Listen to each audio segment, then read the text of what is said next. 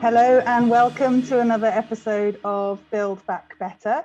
Now, many of you will be aware that we recently held a regional transport conference for South West Wales, which was an incredibly well-attended event with wide-ranging discussion on all the issues related to transport across our region. And one of the key talking points at that conference was the needs of rural communities and how those are quite different from the needs of urban communities in South West Wales. So we thought it would be a great opportunity to talk to a rural community transport organisation about how they are helping communities across our region to tackle transport needs on a local community basis. So I'm delighted today to be talking to Rod Bowen, who is Community Transport Development Officer at the Carmarthenshire and Pont-Tyweli community organisation. Rod, welcome and thanks for joining us today. Thank you very much. Great to have the opportunity to talk to you as an established community transport operator in Carmarthenshire and Ceredigion.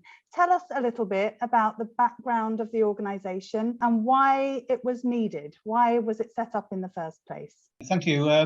Carmarthenshire and Pont-Tyweli is the umbrella organisation. It's based in Carmarthenshire. It was established probably about 30 years ago as a mentor to actually bring more community development into the area. Carmarthenshire is a small town and it had some particular needs at that time, even though the needs are probably greater today than they were even then. And back in 2006, when Carmarthenshire County Council and the Welsh Government were looking at establishing the Bookabus services in the area, they did quite a wide-ranging consultation. And one thing that was highlighted, that transport in the area was quite a considerable problem. So back in 2006, Carmarthenshire Pont-Tyweli line set up Dolen Teifi, which is the community transport arm of the organisation. And they decided to test the water by operating their own community transport vehicle, and the rest is history. So you provide a number of vehicles across the counties that are located in small communities. And what sort of people do you transport? Yes, we've got vehicles dotted around, I can't remember exactly, probably 9 communities within Carmarthenshire and Ceredigion. What we learned very early on was that the vehicles needed to be owned by the communities. In other words, they felt it was theirs. Even though we operated it, the community felt it was their vehicle. So the type of people that utilise our vehicles would be groups of people from scouts, youth clubs, down to considerable a variety of different organisations, mental health organisations, dementia, could be a wide-ranging amount of people. And that's what we really got our teeth into over the last 6 years, in the sense that we help these organisations get about to events, to activity, and also maybe to clubs and whatever. As that developed, we found that there was this other gap where there was a need to take individuals to services and so on. So we've spent a small bit of the last 3 years developing those individual, more bespoke types of services. Would that include taking local people to hospital appointments and to services that they can't access? So people who don't own a car of their own?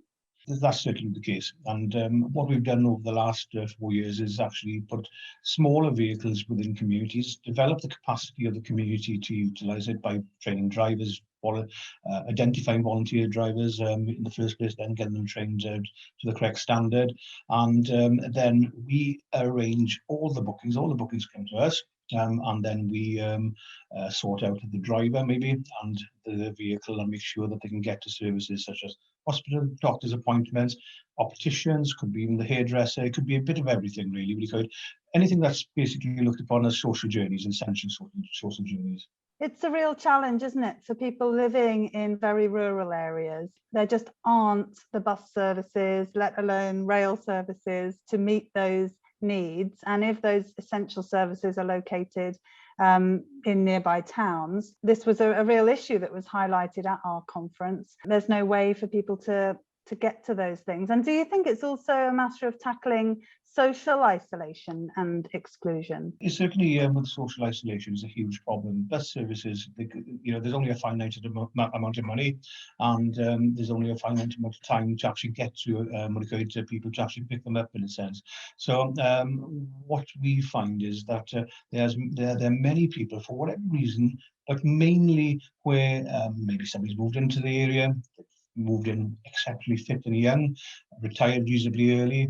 20 years later, there's issues with health and so on, and they've not really got the family infrastructures locally to actually help them get to to the doctors or whatever that may be, in a sense. So we find specialist transport more of a demand now, in the sense that all our vehicles are fully accessible, which means that we are able to take people that have got limited mobility, who may not be able to get in their partner's car or their family member's car, and they need to be transported in a specialist vehicle. So we're finding that a lot more. There were examples, quite a few years of that type of isolation, purely because there just isn't that type of vehicle within our community, or wasn't at the time, to actually get these people and going to an appointment or whatever for your dentist or maybe optician was not going to happen, basically, unless they came to on site. Yeah, so clearly meeting a massive demand and fulfilling an important function.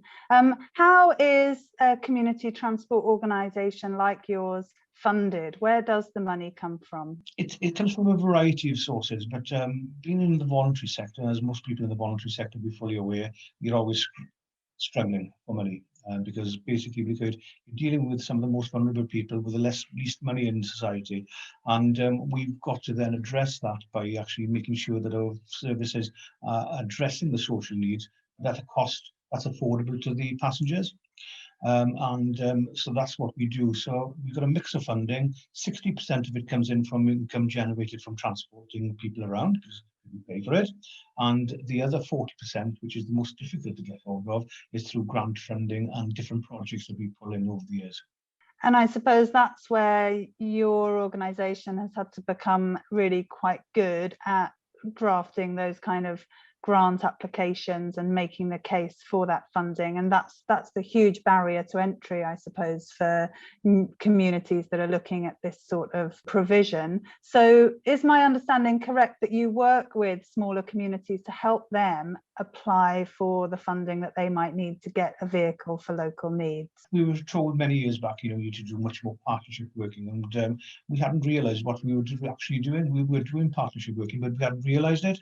And yes, so when an organisation such as Mind, or whoever that may be, when it identifies a certain area that's got an issue in getting to services or whatever that may be, or maybe localised information from community councils or whatever that may be, or just individuals, because we quite quickly identify hotspots, if that makes any sense. So yeah, what we will do then, and we've done it with quite a few different areas, such as Carmarthenshire, or Llanelli, Carmarthen, and many other areas, where we work quite closely with those areas, identify the source of funding, look at the ground up approach, and make sure that we've done the right consultation, so that basically we've identified that true need, and then we work up a grant bid. But what a lot of communities won't do is actually operate the vehicle themselves, because they haven't got the abilities, maybe, or maybe the appetite to actually get involved at that sort of depth. So what we consider ourselves to be is a partner by becoming a facilitator. We manage it, we look after the vehicles, we keep it under the correct maintenance regimes, legislation, and so on. It's quite a close partnership. Yeah, and makes it then much easier for that community to have that vehicle available. So who drives the vehicles? Presumably you have a team of volunteers? Yes. The way we approached it initially, we provided just group transport, which basically meant 16 people travelled in a vehicle. Quite easy to actually develop the volunteer base for that, because at each group that came to us, such as the Scouts or whoever that may have been, you approached them and said to them, yeah, no problem, we can utilise our vehicles as long as within our permit structure. And if you have any volunteers that you think that need training to be driving these vehicles, please come to us and we provide that free of charge for you. And that over the last 4 years attracted something in the region of, I think, about 825 drivers, so volunteers as such. Now, they're not all our volunteers. They're volunteers that will only drive for certain organisations, some of them, but some of them will cross over to drive for anybody. And what we find from that type of approach is, because when you look at a volunteer, volunteers giving up their time for nothing. If I was to train a volunteer to my standard and charge them for that, that would be £110. And no volunteer in their right mind probably would want to pay that sort of money. So by taking our approach, we've basically been able to find a good core number of drivers and successfully keep a high percentage of them, but also successfully get a certain percentage, say about 10% of them, to cross over to drive for anybody, which for the second tranche of operation we've got, which is the individual bespoke journeys, is exceptionally useful, because obviously that's quite volunteer driver intensive in a sense, because the person that you normally drive on an individual bespoke journey is probably not known to the volunteer driver, whereas the group 9 times out of 10 is. That sounds like a brilliant model, providing the training, and then, as you say, people are motivated to drive for their own local group, and then they're available then hopefully to fulfill needs of other people they don't know. Yeah, and I'm sure it's a very rewarding opportunity as well for those volunteers to help out in that way. At our transport conference, there was quite a lot of talk about on-demand local bus services and responsive transport services. Do you fit into that category? And what do you see as the future of this mode of organising transport? It's difficult, really, to quantify it. Whatever you provide is a cost base to it, and that's the biggest problem. Individual journeys then will tend to cost you more than if you're taking a group of people. It's multiplied by the amount of passengers and money that you actually take in to actually operate the service.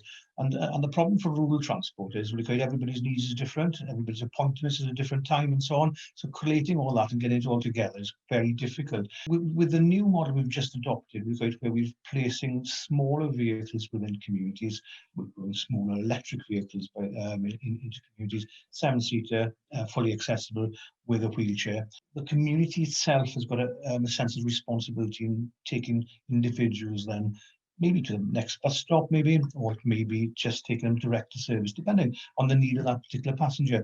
The problem is the system's not perfect in the sense, especially appointment systems in hospitals and so on. You may, we do quite a lot of COVID vaccine, direct to vaccine hubs now. The vaccine centres, and you may have one partner going at 10 o'clock and the other one at 3 o'clock. Even though once you get to the vaccine centre, they'll probably slot both of them in the same time. But the reality of it is, that's a huge challenge for somebody, isn't it? Yeah, absolutely, and very topical as well, getting people to those appointments. And I suppose social distancing and all of that legislation has had an impact as well in the journeys and the number of people that you can transport. You mentioned before we came on air about electric vehicles and also car clubs. Tell us a little bit about what you're doing. I think that's kind of a new area that you're working in at the moment. Yeah, 2 years ago we were aware of some funding to actually pilot, more than anything else, electric vehicles, and that was the Brechfa Wind Farm Community Fund. And we were exceptionally lucky that they saw that the project may suit their area of interest. So we purchased a fully accessible 5-seater, fully electric Nissan ENV 200. And being in a vehicle that can carry up to 5 passengers, but most likely it'll be 1 or 2 people normally in the vehicle, we wanted to make it as open as possible to the community, realising the Brechfa area has got quite a rural setting. There's very limited bus services, if any. And we wanted to also look for the sustainability of the vehicle to actually get as much work for it as possible. So we investigated the car club element of it, which is basically now opening it up to quite a wide range of people within the community. So basically, we take car club bookings, which basically we could slot in with the empty times that we've got for volunteer-driven direct-to-service in a sense. Now, it's not an area of high activity in Brechfa, but it really helped us as a testing ground to see whether that sort of concept could work. And we found that it does work for us. And so basically, the vehicle wheels are turning most of the day, but not necessarily. It depends really on how the bookings and all sorts work out. The car club element of it is probably the most challenging, because people's needs are slightly different. With the car club, they may want to actually go to Carmarthen shopping, and they may be there for 4 hours or whatever that is. So it's really getting a fairness and transparency in the booking system, so that everybody gets as much as possible from it. That's really interesting. Car clubs came up quite a lot in our discussions at the Transport Conference. It's the opportunity perhaps for people to think they don't need to own a car if they've got access to a car in the community. And it might be an area that we see growing over the next few years as more and more people seek to cut down their own kind of carbon footprint. And obviously an electric vehicle is a huge expense for an individual, but potentially for a community on a car club, car share basis, it could be an opportunity. So it'll be really interesting as time goes by to sort of understand the lessons that you guys are learning and what works and what doesn't work. Is it a software platform that people can book the car through, or is it all done through your office? How do you manage those bookings? Currently at the moment, so that we can manage it more effectively and get to grips with the needs of the general population, because it's great to speak, isn't it? So you understand a little bit more about the needs of that individual, when they do the booking. We do all the bookings in-house, even though we're exploring working with Core Wheels, which is quite a national car share company, bike share and club company. We're doing it at a local level to start off with, so we can get to grips with people's needs. And then the intention is to actually push it more across towards software at a later stage, when we're comfortable that that is the platform that's required.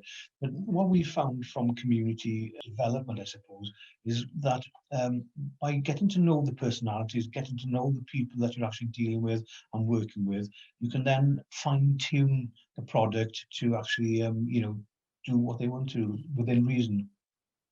Yeah, that sounds like a great approach.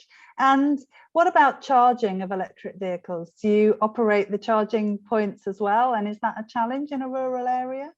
Yeah, a challenge would be the underestimation of it, I would have thought. Local authorities and West Ondemand aren't really interested in rural areas because of the cost and the amount of people that would actually utilise a charge point in those areas. So we've been putting our own charge points in. They're 7 kilowatt, they're mid-range in a sense, but because of the way that we utilise our vehicles are normally charged when they come back home to roost, in a sense. So they've got enough time to actually get ready and topped up to go somewhere else.